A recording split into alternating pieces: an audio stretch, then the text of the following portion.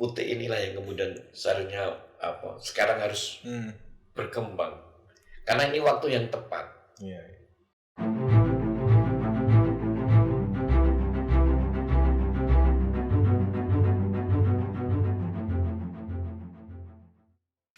Assalamualaikum warahmatullahi wabarakatuh.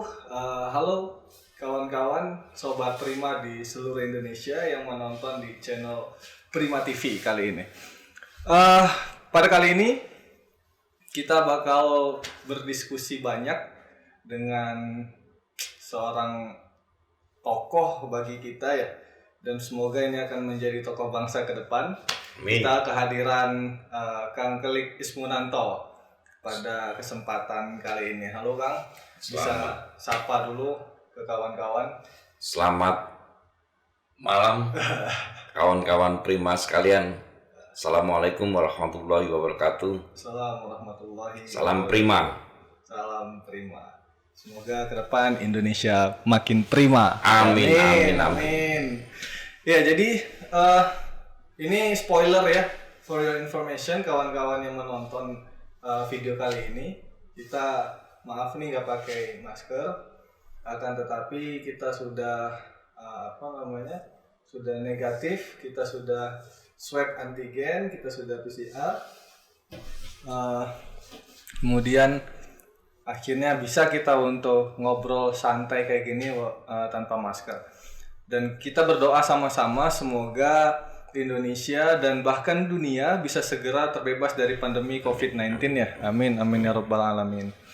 Nah, jadi kawan-kawan ya, tadi aku bilang kita kedatangan Kang Kelik Ismunanto atau biasa dipanggil Kang Ismu, ya bener ya. Jadi panggil Kang Ismu, beliau ini putra Solo, putra Solo Raya yang sudah berjuang di dunia gerakan rakyat sejak tahun 90-an. Sejak kapan ini tepatnya mulainya dulu, Kang? Kalau sebetulnya saya kelahiran sampai SMA itu lahir dan besar di Jogja. Tapi kemudian tahun 90-an saya lulus 89 SMA. Kemudian tahun 90 baru masuk Solo. Dan mungkin nggak sampai 2 tahun ya kuliah. Setelah itu lebih banyak bergerak bersama kawan-kawan yang saat itu di tahun 90-an. Berarti putra Jogja ya? Sorry ya ralat berarti ya. Putra Jogja tapi lebih merasa Solo karena karena Solo yang membesarkan kan. Solo yang membesarkan, Solo yang kemudian sampai sekarang ini masih banyak berpengaruh dalam kehidupan sehari-hari ya. Oke. Jadi dulu lulus SMA tahun 89. Kemudian mulai kuliah di mana dulu, Kang? Saya kuliah di UNS 11 Maret, Fakultas Sastra. Fakultas Sastra UNS ya. Pantesan Kang Ismu ini kawan-kawan kalau ngikutin di YouTube-nya ya, itu sering bicara tentang sastra, sering bicara tentang filsafat, khususnya sejarah dan budaya ini. Pernah buat konten tentang wayang ya, Kang ya? Iya, dulu bersama kawan-kawan. Sebetulnya kan kita bahasanya merasa bahwa sudah banyak kehilangan identitas, kesejatian diri. Ini aku jadi teringat kata-katanya Wong Fei Hung, kata-katanya Soekarno, bahwasanya jangan sekali-kali lupa sejarah kan gitu ya. Jangan lupa jati diri gitu. Mungkin itu juga ya. Kemudian dengan beberapa kawan juga membuat diskusi tentang soal kebangsaan lah, soal kenusantaraan. Oke, jadi kita ini duduk berdua kawan-kawan ini sebenarnya kalau secara usia kita terpaut jauh ya, Kang ya. Secara usia memang gitu, kita terpaut jauh kan.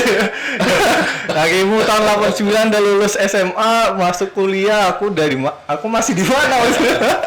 Nah, tapi kita keseharian nih, sehari-hari berdua ini udah kayak ini sohib deh. Jadi enaknya di sini tuh, enaknya sama Kang Ismu dan kawan-kawan lain, kita tidak ada batasan usia, kita tidak terbatas terhambat ya. Jangan sebut usia lah.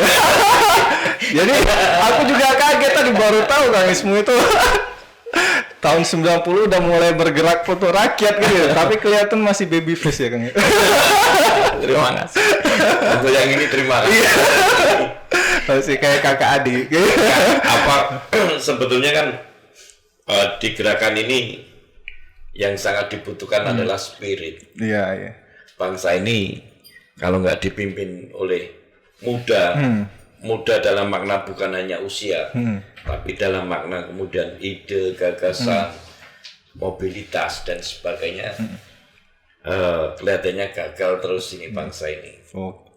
Meskipun banyak sekarang pimpinan elit di negeri kita juga tergolong usia muda ya, tapi kan muda dalam hal usia, bukan muda dalam hal gagasan. Nah, ini yang aku selalu ingat ini Kang. Jadi orang tua itu harus berpikir dan memiliki semangat seperti anak muda, dan anak muda harus memiliki gagasan seperti orang dewasa. Nah, jadi matang dalam berpikirnya gitu. jadi jangan tanya lagi soal usia.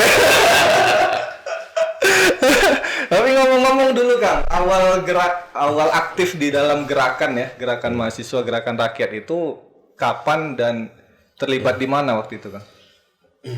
Sebetulnya proses keterlibatan saya di gerakan, kalau pada awalnya di lembaga pes mahasiswa Fakultas Sastra UNS Kalpadruma, tapi sebenarnya kan jauh sebelum itu ketika di Jogja dan ketika saya lahir dewasa, sekolah dan sebagainya di Jogja itu sebenarnya saat itu sudah terinspirasi dengan membaca koran, banyak baca koran koran dan sebagainya, informasi bagaimana saat itu Arif Budiman yang banyak berpikir kritis. Betul. Kemudian juga saya juga ternyata di Jogja ada gerakan mahasiswa yang juga kritis dan sebagainya. Itu yang sebetulnya banyak menginspirasi. Jadi nggak tahu kenapa kemudian hal itu sangat berpengaruh ya. Ketika saya kuliah pun mungkin salah juga. Kelihatannya tidak ada cita-cita kuliah itu untuk lulus itu. Jadi niat awalnya juga bukan untuk lulus ya. Secara personal saya ketika kuliah itu ya saya pengen berpikiran kritis, karena memang saat itu terutama di daerah Jogja, Solo, Jawa Tengah kan banyak kasus tanah, terutama kalau tahun 90-an awal Kedung Ngombo. Yang saya banyak baca di koran, tanah 1 meter cuman dihargai dengan senilai ekuivalen dengan 1 batang rokok dan sebagainya. Itu yang sebetulnya banyak ada apa sih negeri ini. Itu yang menumbuhkan semangat. Sementara di sisi lain saat itu Soeharto yang begitu berkuasa itu selalu berkuar-kuar soal Pancasila, soal toleransi, soal keberagaman. Versinya Soeharto. Versi Soeharto saat itu. Soal keadilan sosial dan sebagainya. Nah, sebetulnya itu yang sangat berpengaruh, sehingga kenapa ketika saya masuk kuliah itu nggak ada terbesit untuk lulus punya nilai yang bagus dan sebagainya. Tapi ini jangan ditiru dengan generasi, karena situasinya sangat berbeda. Jadi kuliah untuk berjuang waktu itu. Pokoknya pintu masuk lah bahasanya, pintu masuk, sehingga ketika saya kuliah itu saya memang banyak cari-cari kelompok-kelompok kritis, karena saat itu Solo tahun 90-an itu relatif baru ya. Relatif baru, berbeda dengan misalkan Jogja ataupun Solo Tigo ataupun kota-kota besar lain itu yang sebetulnya kemudian kita banyak berinteraksi dengan mereka sehingga kemudian kita bisa bergerak bersama dan sebagainya. Itu sehingga awal ketertarikan saya untuk terlibat di gerakan. Sambil diminum ini kopinya kan. Ini kopi kiriman dari kawan-kawan, kopi Sidikalang ya. Oh, mantap nih kopinya. Jadi kita karena nggak boleh ngopi di luar, kita ngopi di studio ya. Masih proses Bung. Masih PPKM darurat. Udah lama ini kita udah hampir 2 minggu, sebulan ini kita isolasi mandiri nih. Nggak kemana-mana ya, kita ikutin arahan pemerintah dalam rangka memang kita menjaga kesehatan, menjaga kawan-kawan semua ya. Nah, dulu Kang Ismu itu sejak dulu sampai hari ini ya terlibat dalam Partai Rakyat Demokratik ya. Nah, bahkan mungkin ikut terlibat dalam awal pembentukan PRD ya. Proses pendirian PRD. Dan sampai hari ini masih bertahan. Nah, ini yang kita pengen kulik nih. Kenapa Kang Ismu itu masih bertahan dalam gerakan, apalagi di PRD yang tidak sebonafit partai-partai lain atau kayak kawan-kawan yang lain yang sudah mencari ekonomi dan penghidupannya masing-masing. Ya, sebetulnya kalau pilihan-pilihan tawaran-tawaran untuk kerja ataupun hidup di luar PRD sebetulnya banyak ya. Banyak, artinya sebetulnya nggak sulit lah. Kalau secara ekonomi seharusnya bahkan saya bilang kalau kamu orang PRD asli dan kamu dalam kehidupan ekonomi itu kesulitan, itu perlu dipertanyakan. karena banyak kawan-kawan yang itu bukan dari sektor mahasiswa, bahkan dari sektor-sektor lain yang secara intelektual dan sebagainya itu bisa dikatakan berbeda dengan sektor mahasiswa itu dalam perjalanan hidupnya secara ekonomi dia banyak terinspirasi oleh apa yang diajarkan oleh PRD. Benar. Terutama dalam hal logika berpikir. Bahkan di kuliah kan itu aku bisa menerapkan ilmu-ilmu dari PRD. Dari materi perkuliahan itu pakai teori PRD kan gitu. Ya, makanya saya bilang bahkan saya katakan teman-teman sekarang yang banyak bersebaran di luar PRD pun kalau mau dibilang soal PRD, terutama soal PRD, pasti mereka akan secara jujur akan mengatakan bahwa dalam hidup mereka kontribusi terbesarnya adalah dari PRD karena memang jadi mungkin ini juga berkaitan dengan situasi kondisi ya yang tadi secara sepintas sudah saya ceritakan.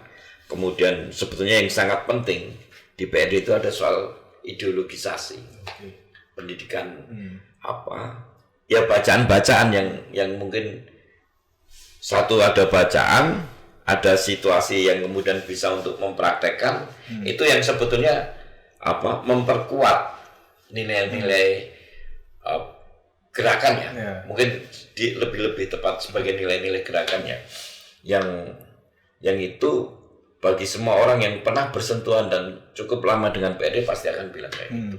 Nah, jadi Prima ini kan tadi kita bicara diinisiasi oleh para aktivis-aktivis ya, yang mana asalnya dari PRD sebelumnya, kemudian juga dari berbagai elemen masyarakat yang ada, tani, buruh, bahkan sampai anak muda atau millennials nih. Kalau aku generasi Z ya sebenarnya.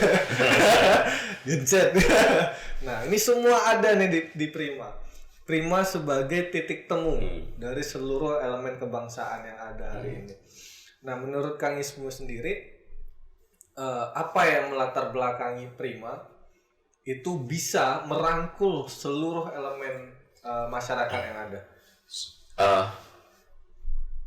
Mungkin dalam perspektif tingkat keresahan, apa yang dialami oleh teman-teman PRD dengan apa yang dirasakan oleh keresahan yang dialami oleh Gen Z ya, Gen Z ataupun kemudian apa sektor-sektor yang lain itu sebenarnya kan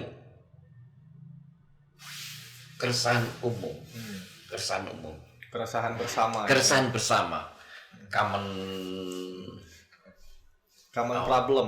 problem bagi mereka yang masih punya komitmen perspektif kebangsaannya kalau aku bilang sebetulnya masih perlu ujian lagi di Prima sendiri. Konsep yang terjadi sekarang ini masih butuh proses pematangan di internal Prima supaya kemudian mereka yang berbeda generasi ini bisa saling berkomunikasi, menemukan ritme bersama, kemudian menjadikan Prima sebagai kendaraan bersama. Itu kalau aku bilang masih butuh proses, masih butuh ujian ya. Masih butuh ujian. Persoalannya kalau aku mau bilang generasi aku nggak mau bilang bahwa generasi PRD itu generasi yang ideal dan sebagainya. Tapi seperti diskusi kita tadi ada kesenjangan bacaan, teori dan sebagainya itu yang sebetulnya harus ditemukan, dipertemukan. Benar-benar kayak kami yang mungkin kurang banyak referensi, kemudian berdiskusi nih dengan Kang Ismu atau dengan kawan-kawan yang lain, jadi ketemu referensinya kan gitu. Itu perlu sebetulnya kalau aku melihat kebutuhan di internal. Kalau kemarin Pak Bin kan ketika melakukan rakornas atau rakorda dengan beberapa daerah itu kan juga muncul kebutuhan soal pendidikan. Soal pendidikan dan itu ke depan aku pikir memang menjadi sebuah kebutuhan mutlak bagi Prima untuk mempertemukan berbagai generasi ini untuk menemukan satu titik ritme yang sama sehingga kemudian geraknya kan lebih cepat. Aku lagi membayangkan ini kalau nanti Prima mampu untuk mengedukasi, mendidik seluruh anak bangsa kan di Indonesia. Katakanlah nggak usah seluruhnya, 60%, 70% anak-anak muda di Indonesia dididik perspektif kebangsaan oleh Prima. Aku yakin nih ke depan Indonesia nih, Ya sebetulnya kalau aku lagi membayangkan ke arah sana nih.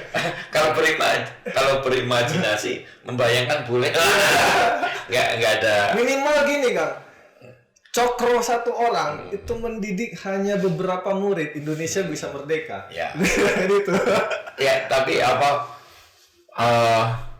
maksudku ke persoalan di pendidikan itu kan sebuah organisasi apapun memang kemudian harus punya identitas. Bukan hanya organisasi dalam tingkat yang lebih tinggi, negara pun sebetulnya kan butuh identitas. Nah, di Prima ini katakanlah sementara orang ngomong soal Cokro Aminoto, soal Soekarno dan sebagainya, tapi kan juga belum mewujud dalam benar.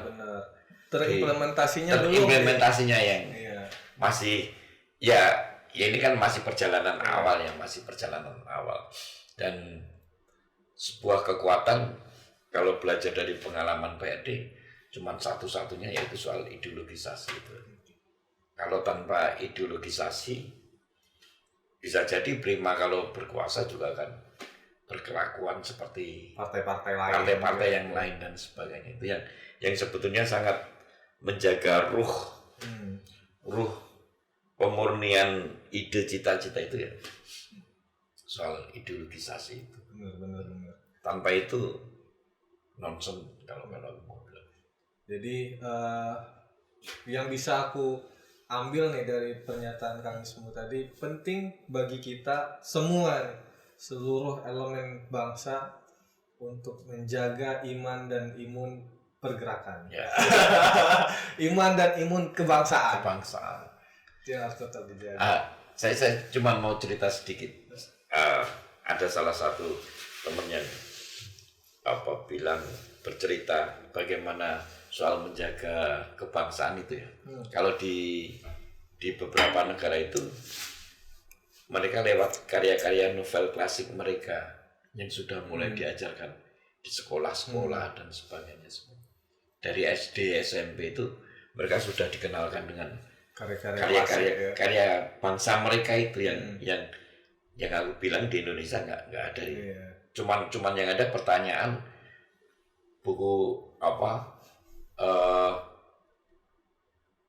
buku judul ini karya siapa, kayak itu tuh bibliografi tenggelamnya kapal Van der Wijk dan sebagainya, itu karya siapa, tapi isiannya nggak ada. Maksudku akan